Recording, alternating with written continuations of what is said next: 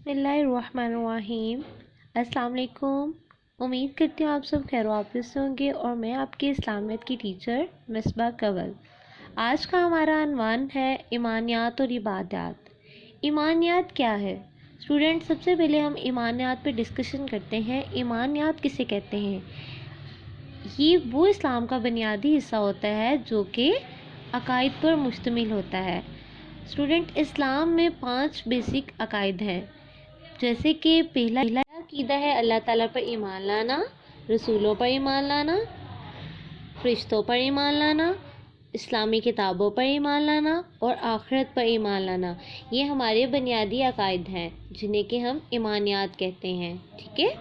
Next, عبادات۔ عبادات کیا ہوتی ہیں؟ عبادات اسلام کا وہ حصہ ہے جو کہ عمل پر مشتمل ہو، جیسے کہ کلمہ طیبہ، روزہ، نماز، حج، زکوٰۃ، یہ سارے ہمارے کیا ہیں؟ اعمال۔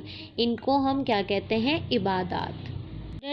سوال نمبر 1 ہے آپ کا، حضرت اسرافیل علیہ السلام کے سور پھونکنے سے کیا ہوگا؟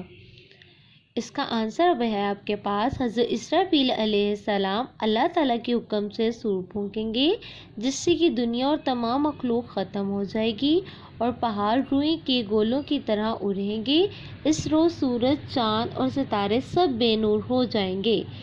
اسٹوڈنٹ، فرسٹلی حضرت اسرافیل علیہ السلام جو سے وہ اللہ تعالیٰ کے فرشتے ہیں اور ان کا کام کیا ہے کہ یہ قیامت سے پہلے سور پھونکیں گے، ٹھیک ہے۔ اور ان کے سور پھونکنے سے کیا ہوگا کہ یہ دنیا اور تمام مخلوق ختم ہو جائے گی۔ اوکے اسٹوڈنٹس، آج کا سبق آپ کا مکمل ہوا۔ آپ نے یہ سوال اپنی نوٹ بک پہ رائٹ بھی کرنا ہے اور لرن بھی کرنا ہے۔ اوکے اسٹوڈنٹس، اپنا خیال رکھیے گا۔ اللہ حافظ۔